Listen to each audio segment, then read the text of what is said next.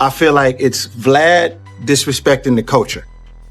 I don't feel like it's that big of a deal because he's been disrespecting the culture. Now you're taking personal shots at Dame Dash, one of our heroes, and making him out to be a bad father. But let me ask you this. Okay, let me ask you this question right here.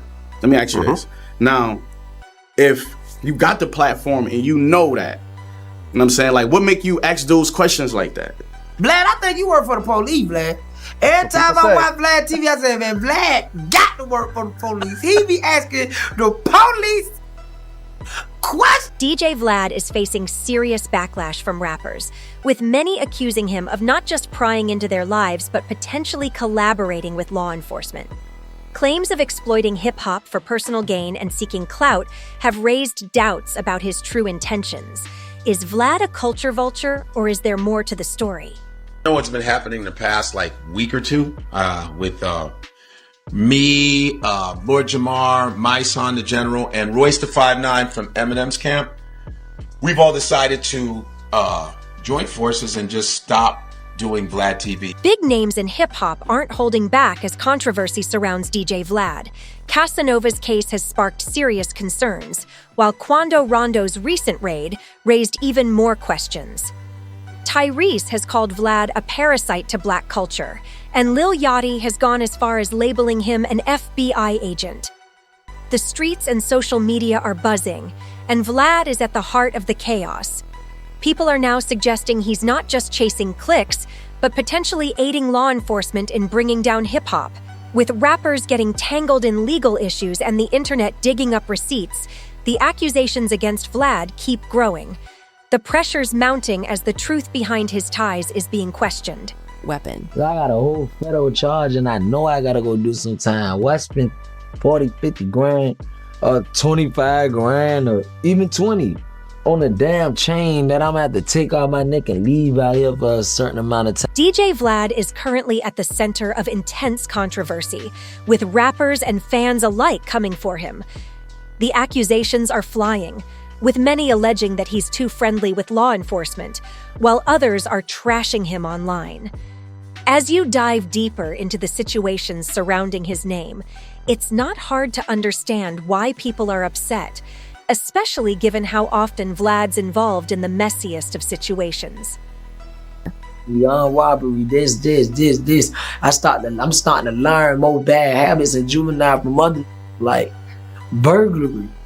Next up is Quando Rondo, whose interview with Vlad raised eyebrows after his house was raided by federal agents shortly after. The timing has everyone questioning the connection, with many suggesting Vlad's interviews seem to attract law enforcement attention. While coincidences happen, the repeated pattern has people wondering if there's more to it, with critics saying his content might as well come with a badge at this point. Young age, like, started breaking in houses and stuff in juvenile, and one time I broke in this house and I found a .38 revolver. I'm like 14, then it's my first gun I ever had. Tyrese didn't hold back when he called out DJ Vlad online, accusing him of profiting off black culture without genuine respect. He slammed Vlad for focusing on the negative aspects of hip-hop while ignoring its positive contributions, claiming the platform thrives on sensationalized stories. Tyrese also highlighted Vlad's past controversial remarks about Minister Farrakhan, using them to show disrespect for cultural icons. His passionate rant caught fire on the internet, with fans rallying behind his bold criticism of Vlad and his platform. He was off camera, and everything that they're going into with details about their court case, about a shootout around RICO acts, or anything that's going on. Everybody that come on your show. Dr. Umar Johnson also weighed in, and as usual, his words carried weight. He claimed Vlad's platform seems to undermine the culture instead of supporting it, even suggesting that Vlad's content could be, intentionally or not, aiding systems that oppress the very community his platform profits from. Whether you agree with Dr. Umar or not, his criticism certainly struck a chord and got people thinking. Sonia Massey? DJ Khaled, you seen him at any protests against police brutality? DJ Vlad? You see what I'm saying? So we let them exploit the more positive fun. Vlad defends his approach by arguing that he only discusses past events, claiming they're all beyond the statute of limitations. But let's be honest, how many artists really understand that legal boundary? His questions often seem designed to fish for something provocative, and while it's technically an interview, it often feels more like a trap. Rappers end up revealing details that, unintentionally, could hurt them later, making it seem less like a conversation and more like a setup. Was it like a racist thing? Was it like whites and blacks kind of clicked up in there? How you know that? Well, that's just how prison is most times. I'm telling you, how you know I got into it with a white dude, though? DJ Vlad's interviews have become infamous for getting artists to reveal deep, often shocking details about their pasts. The atmosphere he creates feels relaxed, almost like a casual chat over coffee. But the information his guests share is anything but light. Vlad's calm yet almost too interested energy draws out the juiciest stories. Before they know it, his guests are dishing out details that could leave anyone stunned. Take Casanova's vladtv interview, for example. He didn't hold back when talking about his life in prison. Casanova vividly described the harsh realities behind bars, offering gritty details that had viewers hooked. He recounted how he handled tense situations, shared stories about stepping up for respect, and painted a raw picture of survival in that world. Vlad, with his subtle follow-up questions like, "So how did that go?" or "What happened next?" kept Casanova on track, and the rapper kept revealing, unaware of the lasting impact his words would have. Me stepping into your world would be gladiator school. Me trying to do what Vlad does would be gladiator school to me. I would be like, dang, how you thought of that question? It'll Casanova painted a vivid picture of prison life, calling it a gladiator school where survival is a constant battle. He detailed how tensions escalated when boundaries were pushed, explaining how he made sure people understood not to test him. Rather than speaking in generalities, he gave raw, specific accounts of violent incidents, offering an unfiltered, detailed look into who he truly was during those intense moments. My world would terrify you, vice versa. Fast forward, and Casanova's candid interview became crucial evidence in his RICO case. Prosecutors didn't need to invent details. They used his own words from the Vlad interview, along with his social media posts, to build their case. What might have seemed like casual storytelling at the time ultimately turned into damning evidence, making the interview feel less like a conversation and more like a carefully set trap. People try to scare people and be like, gladiator school, oh, it's crazy here. It's not crazy. Because you are crazy. Arab's interview with Vlad wasn't much different. He dove deep into his past with startling clarity. He talked openly about his street hustle, the grind, and the risks he took, painting a vivid picture of the game's realities. From handling product to making major moves, Arab explained the intricacies of his operations, detailing how he built a network to stay ahead. His words were far from casual. They were raw, direct, and filled with insight into his past. But imagine his shock when law enforcement showed up later, using his own interview as a roadmap for their investigation. People try to scare people and be like, gladiator school, oh, it's crazy here. It's not crazy, because you are crazy. You know, it's not crazy to a crazy person. This is what you've been doing. I've been doing your this. whole life. Somebody's that's not used to it gonna be like, oh my God, Vlad. The way DJ Vlad's interviews unfold is one of the most striking aspects. His questions hit a perfect balance between genuine curiosity and directness. Rather than asking about the artist's creative process or what inspires their music, he dives straight into the real, gritty details. How did you make it work back then?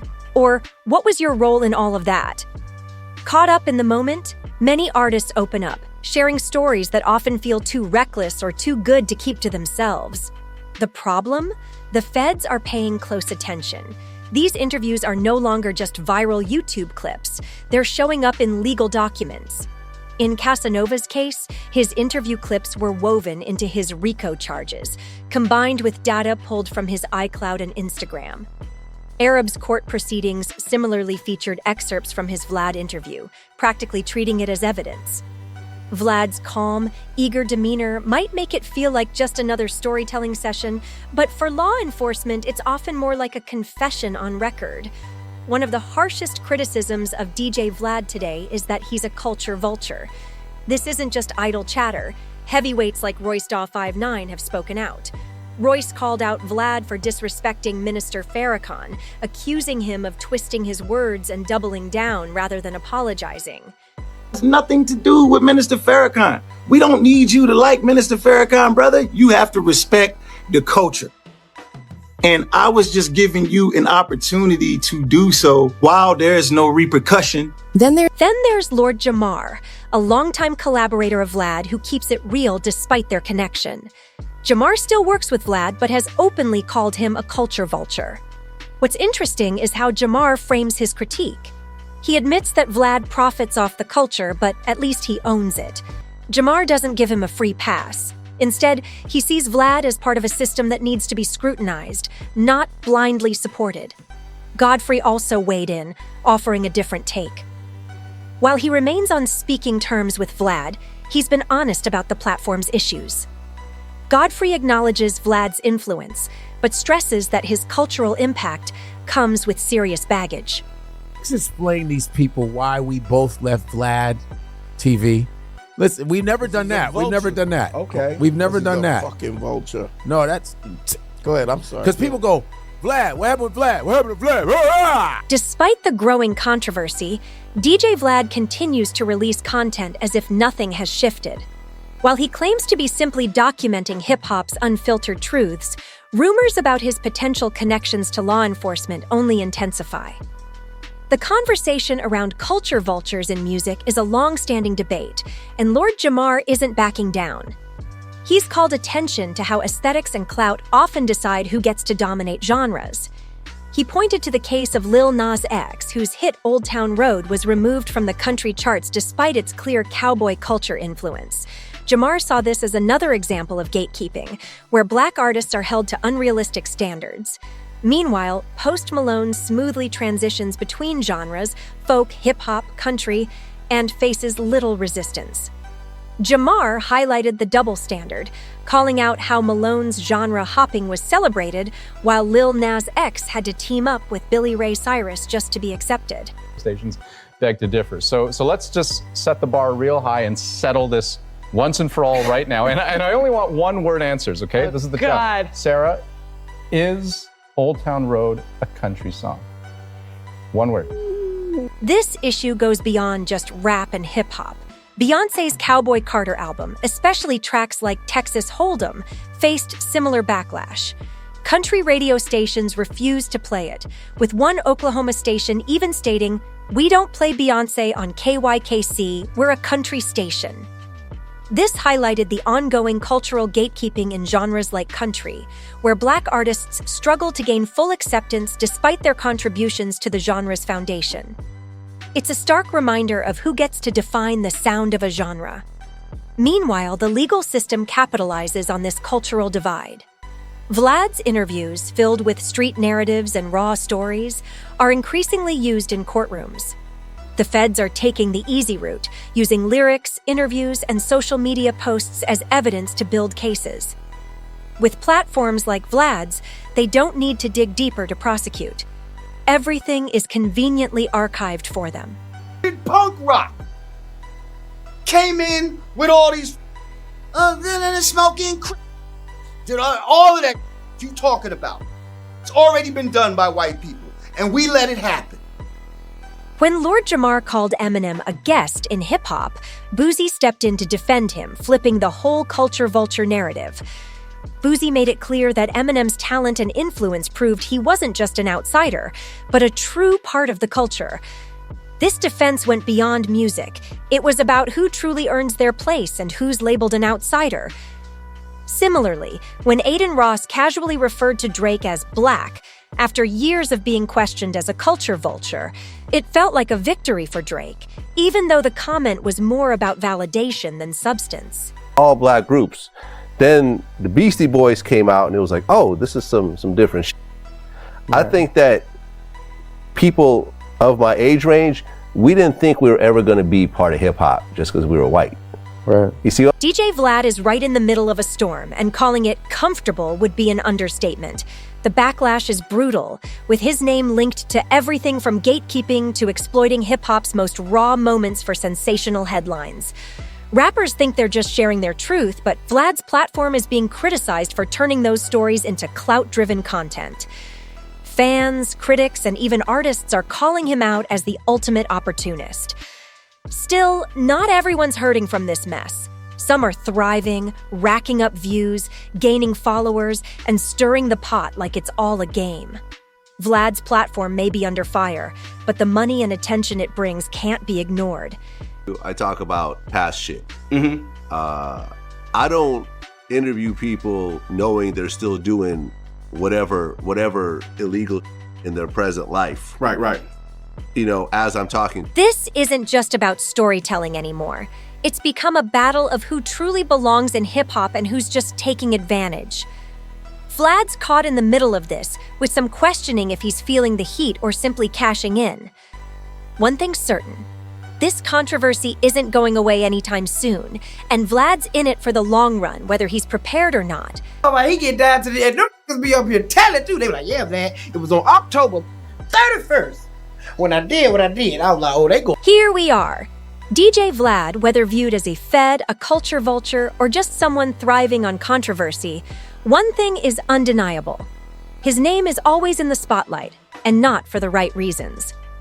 From rappers facing legal trouble after his interviews to being called the ultimate culture parasite, Vlad's platform has become a magnet for chaos. I call it a culture vulture.